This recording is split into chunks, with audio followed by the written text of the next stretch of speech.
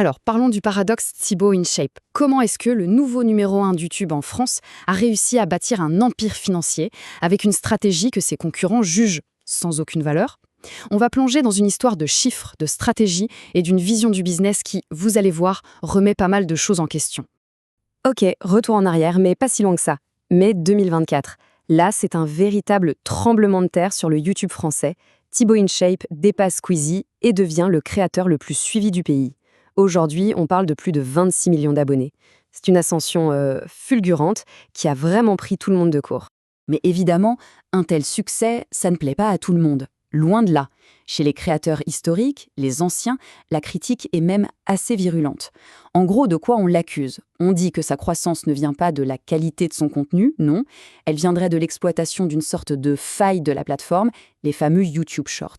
Et voilà, on arrive au cœur du problème. Regardez bien ces chiffres. Une vidéo longue, classique, ça rapporte en moyenne 4 € pour 1000 vues. Un short, moins de 7 centimes. C'est plus de 50 fois moins. Du coup, si on ne regarde que l'argent des pubs, sa stratégie, franchement, ça ressemble un peu à un suicide financier, non? Et c'est là tout le paradoxe. C'est la grande question. Si le format qui l'a propulsé au sommet ne rapporte en fait presque rien, comment est-ce que son entreprise a pu en même temps battre des records de rentabilité? C'est ce mystère qu'on va essayer de percer ensemble. Bon, pour piger sa stratégie actuelle, il faut faire un petit bond dans le passé. Bien avant que tout le monde ne parle des shorts, il a en fait posé les bases d'un système bien à lui. La clé, elle se trouve dans une approche qu'il a développée il y a presque une décennie. Et c'est ça qui le rend si différent des autres. Alors que la plupart des grands youtubeurs ont démarré super jeunes, ados, souvent dans leur chambre en jouant aux jeux vidéo, Thibaut, lui, il a lancé sa chaîne en sortant d'école de commerce. Et attention, ce n'est pas juste un détail. C'est peut-être la clé pour décrypter toute sa carrière. Ok, petit point un peu technique, mais super important pour la suite. Il faut qu'on parle du code APE. En France, qu'est-ce que c'est? C'est tout simple. C'est le code qui dit officiellement quelle est l'activité principale d'une entreprise. Pensez-y comme sa carte d'identité professionnelle en quelque sorte. Et là, attention, premier indice, et il est énorme. Quand il crée sa toute première boîte, on s'attendrait logiquement à un code AP du genre production vidéo ou création de contenu. Eh bien non, pas du tout. Son code AP, c'était vente à distance sur catalogue général. Ça veut dire quoi? Que dès le départ, il ne se voyait pas comme un créateur de vidéos, il se voyait comme un e-commerçant. La chaîne YouTube, ce n'était que la vitrine. Allez, on passe à l'étape suivante. C'est là qu'il va transformer cette vision en un véritable empire. Et vous allez voir, c'est une véritable masterclass de stratégie financière et juridique. Assez rapidement, il met en place un truc très malin, une stratégie d'optimisation fiscale qui est parfaitement légale, je précise. En gros, au lieu de se verser tout l'argent, il laisse les bénéfices dans sa société. L'avantage, l'impôt sur les sociétés est bien plus bas que l'impôt sur le revenu. On passe de quasi 50% à environ 25%. Du coup, il amasse du capital beaucoup plus vite. Un projet qui aurait dû lui prendre 5 ans à financer, eh bien, il peut le faire en seulement 3 ans. Et ce fameux grand projet, c'était quoi? C'était sa propre salle de sport, le Temple. On parle d'un investissement énorme, près de 700 000 €. Et le truc incroyable, c'est qu'il a pu le financer quasi entièrement tout seul, avec ses fonds propres, justement grâce à cette stratégie. Ça veut dire pas de dette, pas de dépendance aux banques, une liberté totale. Là, je pense que ça commence à devenir plus clair. On voit son modèle se dessiner. Le contenu sur YouTube, ce n'est pas la finalité. Ce n'est pas le produit.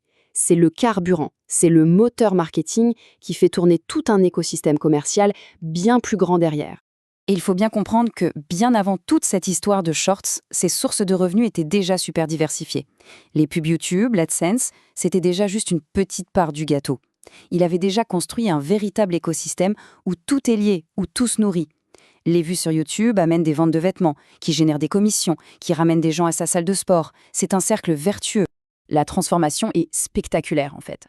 On est passé du créateur solo, tout seul dans sa chambre, au chef d'entreprise, au PDG d'une vraie PME familiale. Avec des murs, des actifs physiques, une salle de sport, une unité de production pour ses vêtements, des entrepôts, plusieurs marques. C'est une toute autre dimension. Ok, maintenant qu'on a posé tout ça, qu'on a tout ce contexte en tête, on peut revenir à notre mystère de départ. Avec tout ce qu'on sait sur son empire, on va enfin pouvoir décortiquer la vraie logique derrière sa stratégie des shorts.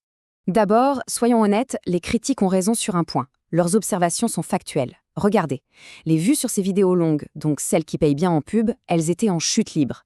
On passe de 350 millions de vues en 2022 à peine 100 millions en 2024. La baisse est bien réelle.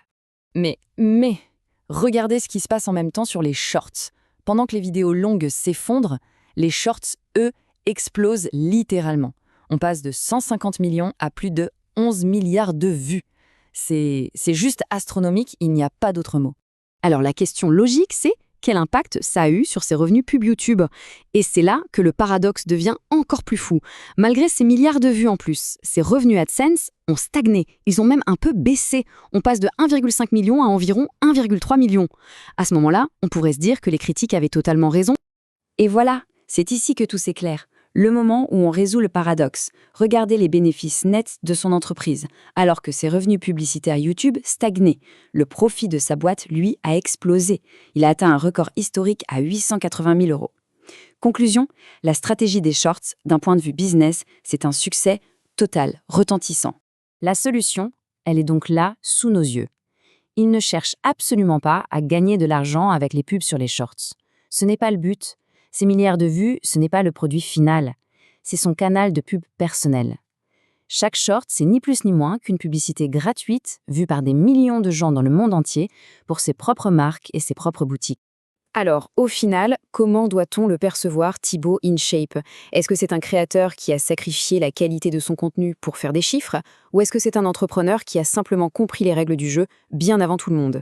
Finalement, la réponse la plus simple, c'est peut-être lui qui la donne. Quand il dit ça, je me vois un peu comme une marque, tout s'explique. Il ne se pense pas d'abord comme un créateur, il se pense comme une marque. Et ça change absolument toute la perspective. Pour résumer, le point le plus important à retenir, c'est ça. Sa chaîne YouTube, c'est tout simplement devenu le plus grand panneau d'affichage gratuit au monde. Un panneau pour ses propres business. Le contenu, les vidéos, les shorts, ce n'est pas le produit, c'est la pub. La pub qui lui permet de vendre ses vrais produits. Et tout ça, ça nous amène à une question beaucoup plus large qui dépasse le seul cas de Thibaut InShape. Dans l'économie des créateurs d'aujourd'hui, où est la limite finalement? Est-ce que le contenu qu'on regarde tous les jours est encore le produit, ou est-ce qu'il est en train de devenir simplement la meilleure publicité possible? C'est une réflexion qui pourrait bien redéfinir complètement l'avenir de la création sur Internet.